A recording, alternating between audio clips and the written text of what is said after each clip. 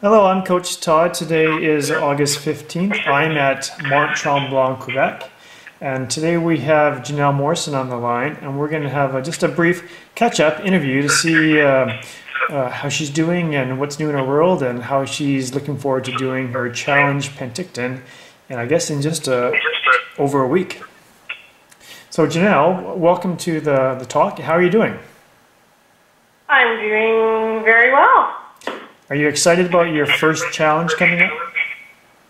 Yeah, you know I am. I think it's going to be, of course with an inaugural race, it's the first time that everyone's had the opportunity to feel out the organization aspect of it. So I think it's going to be a learning experience for a lot of people, but I'm really excited about the festivities that are surrounding race week. It sounds like there's going to be lots of excitement.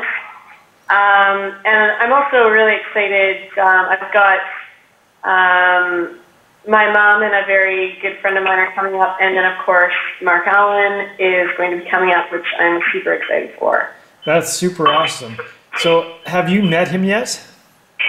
I haven't met him personally. We've we email all the time and we've Skyped a few times, but we have not yet met, so it's going to be very cool. That's going to be very awesome.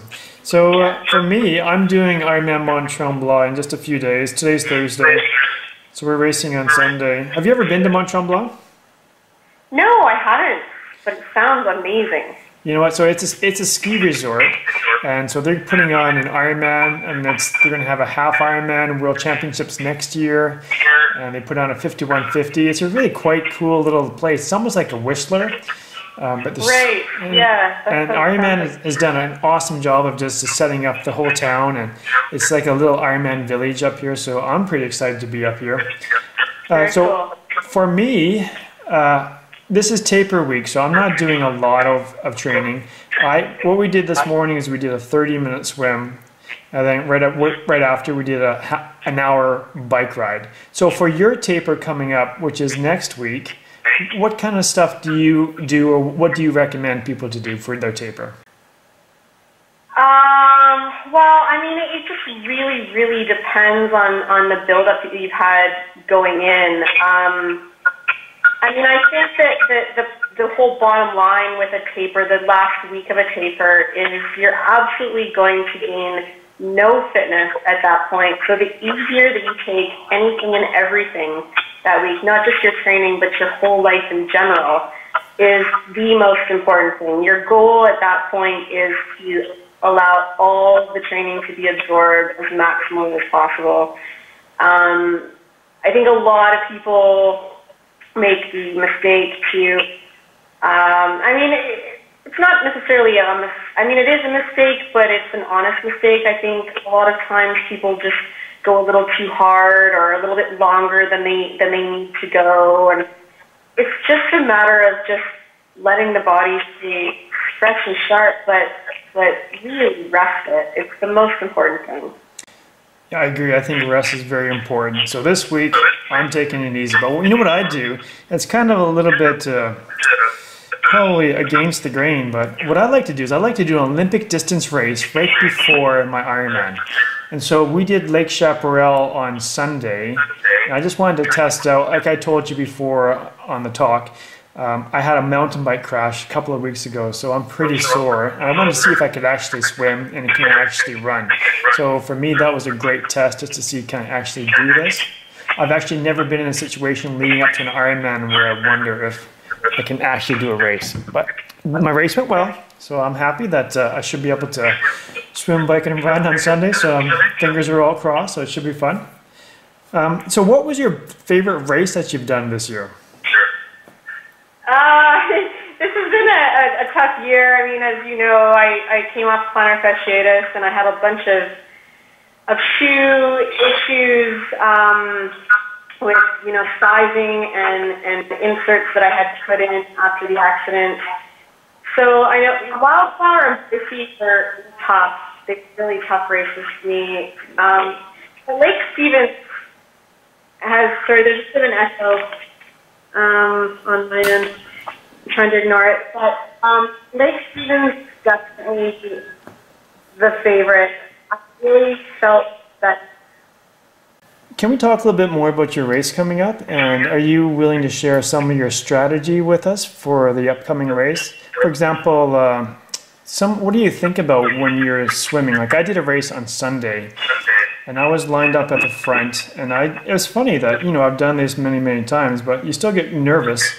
And I'm thinking, and then I asked myself, well, why am I nervous? It was and I just thought, I think you just get nervous before the race. You just kind of question about what you've done and, how is it going to go? And the race director was talking to everybody, and then he just made a joke. He looked at me and said, "There's Todd Malcolm in the front. He looks pretty fast and fit." And it just made me laugh, and that really broke my tension and my stress, and I was able to relax a bit. During the swim, is there anything that you say to yourself as you're swimming? Like for me, I will say, smooth and long, and I focus on reaching and going over the barrel. Is there anything you focus on during the swim?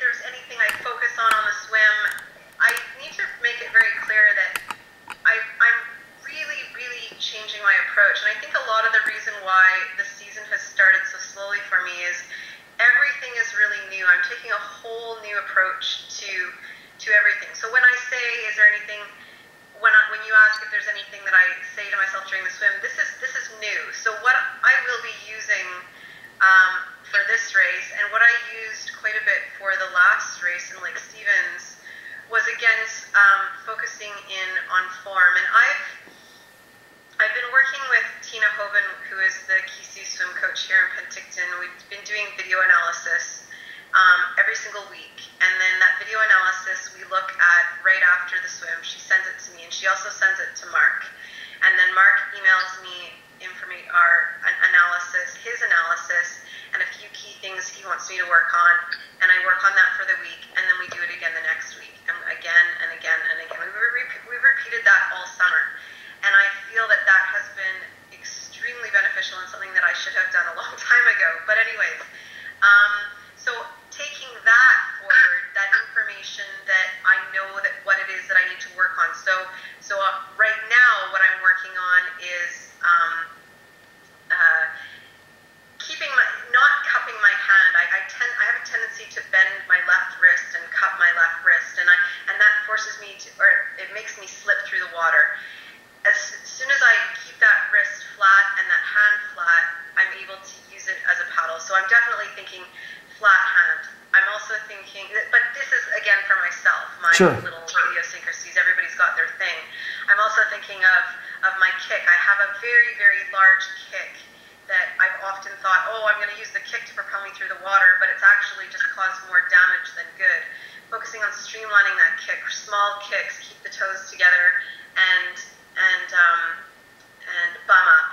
And these are things that I'm focusing on. So any time that I'm feeling that things are going awry, I'm right back to that.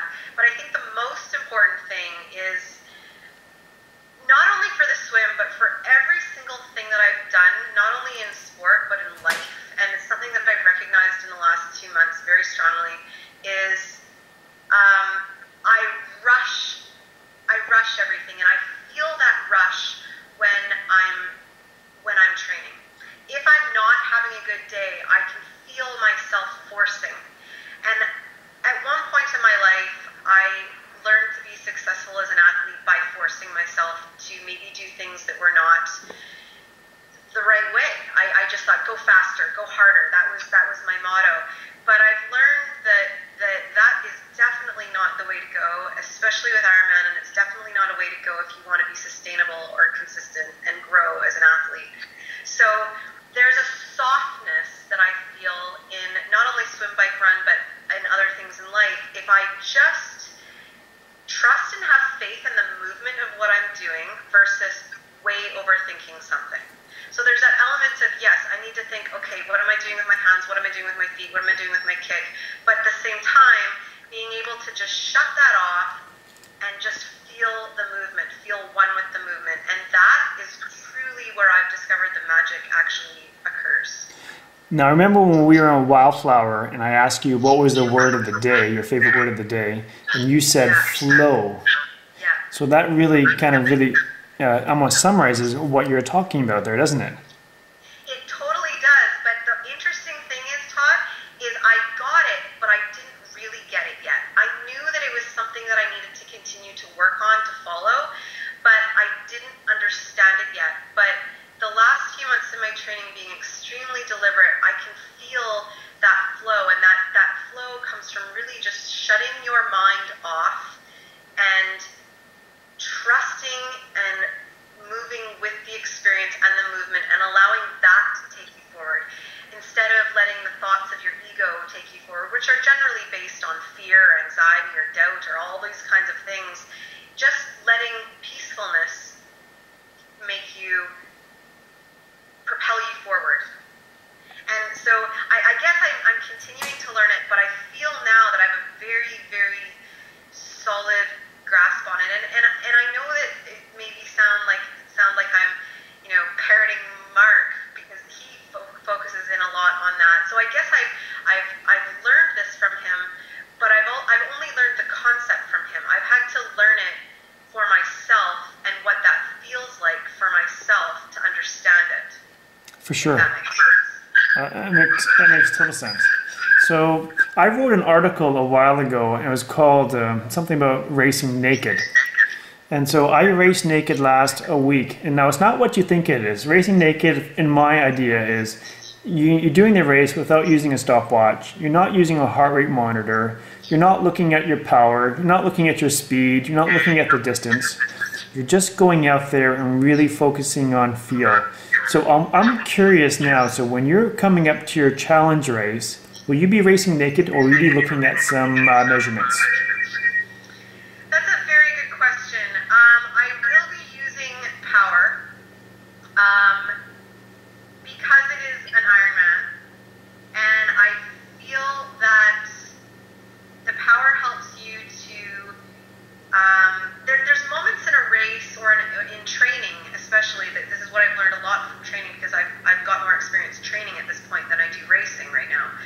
So in my training there's times where I generally know where I'm at with watts and heart rate and that sort of thing, but there's times where it gets a little tricky and where you're not feeling the zone or the flow and you're not really sure what's going on, and at those times I'd like to be able to just look down and sort of have that peace of mind. But I'm not going to race it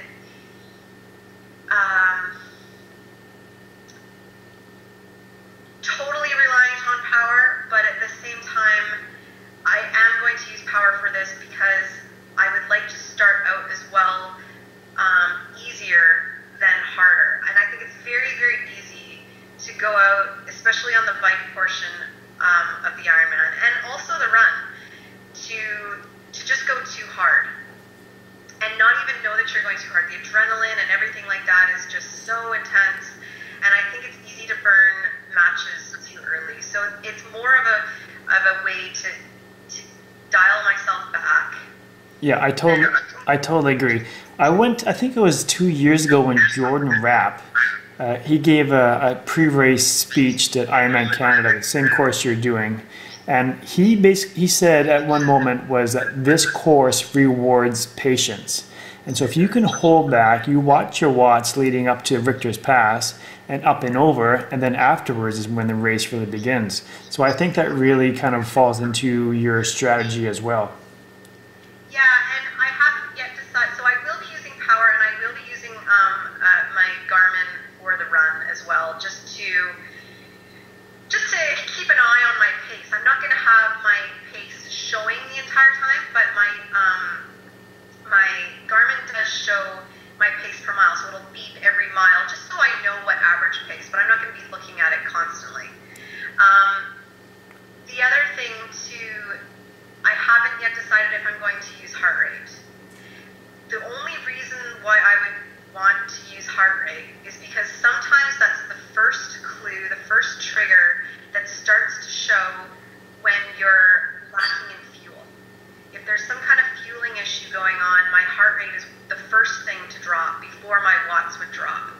I would like to think that I have a very good understanding of how I need to fuel, when I need to fuel, and what that plan is. I do have a good plan, I think sometimes it's very easy to get lost in, 5 or 10 extra minutes can make a difference as to whether or not you've fueled or not. Absolutely. So I think that is a very good benefit, but again, I'm not fully convinced, so I'm still thinking about that. Something to talk to Mark about. What's funny is I'm kind of in this same position as you. I'm not sure if I'm going to use my heart rate monitor or not, but I will be using power on the bike, and I'm going to be using my pace on the run. Now, my viewers like to know numbers, and we always like to compare things. So what watts are you going to be looking to hold for the race? I'm basically looking to hold between 180 and 200 watts. So I'm going to start out at the lower end of that, so 180 to 185-ish. I mean, when I say ish because it's never going to be exact, but that's what I'm looking to do going towards the Soyuz. If it gets a little bit closer to 190, I still think that's playing the patience game quite well. At that point, over Richter and the 7 rollers and the rest of the race, I'm going to be wanting to hold more 190 to 200. That's the goal. Perfect. And what kind of pace are you looking for on the run?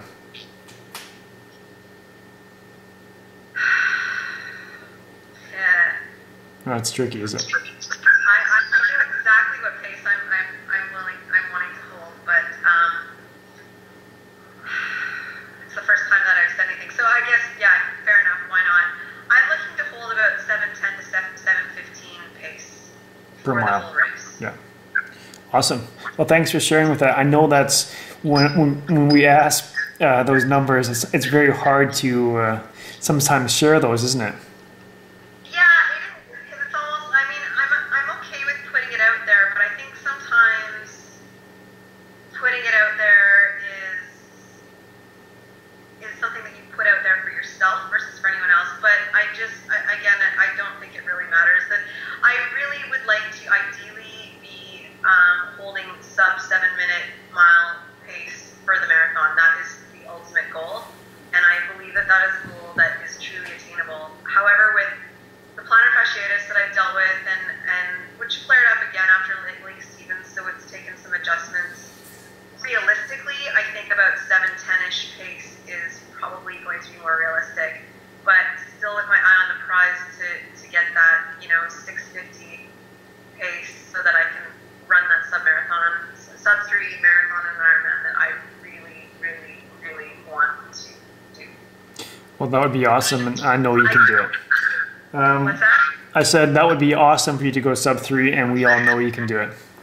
Yeah. Now, do you have any some words of wisdoms? Because we got a lot of people that are doing their first Ironman. I've got 3 people doing their first Ironman this weekend, and then a few next weekend in Whistler and in Challenge. So how about give one tip for the swim, one tip for the bike, and one tip for the run for just newbie people out there who've never done this before. Sometimes what I get people to do is, and I've said this many times this year, is you're not going to win the race.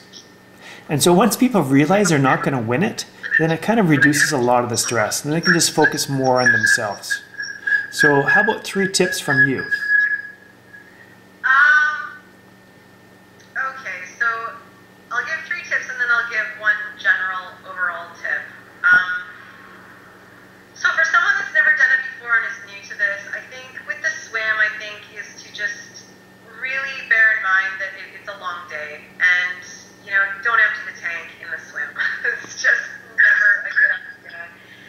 There's still a lot of racing to be had. Just swim your race, swim a comfortable pace, and keep calm, cool, and collected. Again, if you have certain things like you have a hand that does something funny or a leg that does something funny in the swim, really focus, bring yourself back and focus on that. But just allow yourself to flow with that experience and kind of wake up to the whole day of the experience of the day that's going to unfold before you. Again, with the bike, I mean, especially that first half, you need to really not get caught up in what anybody and everybody else is doing. I know in the age grouper race, there's a lot of people that really go like a bat out of hell right from the gate especially here on this course, like up McLean Creek, you see people just laying it down, and that's the steepest part of the course, and it's early, and you know, by the time you get to Yellow Lake, you're just toast. So you really need to keep that in mind, and I agree with what Jordan said, is that patience pays off, and I don't think patience is only attributed to, you know, the Ironman Canada course, you know, and now a Challenge Penticton course. It's with any Ironman. Patience is just absolutely so critical, and if you find yourself, you know, playing a competitive game like right off the bat, you're really setting yourself up for a really long, tough day. And I think the run is just hard. It's just hard no matter how you slice it, especially that last half of the run. And I've learned that while you're doing the run, you really, before you even go into the run, you need to know your reasons why you're doing it, because you're going to have to draw back on those reasons for strength many times during the run. It's a hard thing to do. So know your reasons why. Why are you doing it? What is your ultimate motivating factor that has brought you to do this, and why is it that you want to do it? And have those things firmly planted in your mind. And then just an overall, I think I've mentioned something for Challenge Penticton. They put something on Facebook. They had a couple common questions, and I answered the same answer, which is, when you're going to do an Ironman and you're not experienced with it, or a challenge race, and you're not experienced and have never done it before, it's very, very easy to go in and say, oh, I want to have this time, and I want to swim this fast, and I want to bike this fast, and I want to run this fast, and I want to place this in my age group, and I want to, you know, get my Kona slot, or whatever it is that you want to do for your goal. I think that those goals are very important, but I think there's a difference between goals and expectations. So goals are something that you have on the horizon that provide direction for where you're going. And they're critical in order to achieve what it is that you want to do, so that they have a very, very strong purpose. But goals cannot be confused with expectations. So when you're at the start of the race, or that week before the race, you're going, I want to go this fast or that fast, that's only going to be detrimental for you, because it's only causing pressure. Goals and expectations are different. Goals are for the long run, for something for you to provide direction. Expectation just causes pressure. So you really need to go into it with the goals, but also really open, because Ironman or Challenge, it's a long day and anything can happen, and the more flexible and open you are to the experience, the better you're going to perform. The more closed you are and the more expectations you have put on your shoulders, the worse it's going to be. That's pretty much a guarantee. So that would be the advice that I would give. I think those are great advice and great tips. And one other thing I get people to think about too, and a lot of people forget about this, is what are you going to do when you cross the finish line? You know, I like to see people kind of, you know, put their arms up or kind of practice what they're going to do. You've got a long day out there to think about how are you going to finish the race. I watch a lot of people when they finish the race. It's all online now. Some people that cross the finish line, they look down, look at their watch, and they're disappointed. Now, I think that's just too bad. I really like to see the people kind of hooting and hollering up as they come down the finishing chute, arms up, you know, just really enjoying it. Now, I know sometimes you're in a whole world of hurt and you're just happy to get yourself across the finish line. But if you do take some time to think about what are you going to do when you finish the Ironman, that's a pretty cool thing to do as well when you're racing. So Janelle, we're going to wrap up right here. So I want to thank you very much for taking the time to chat with us. And I hope that you have a wonderful race in Challenge Penticton and your taper goes fantastic. Thank you, and good luck at Ironman Montreal this weekend. Thank you very much. So this is Todd Malcolm on NoLimitTriathlon.com saying happy training.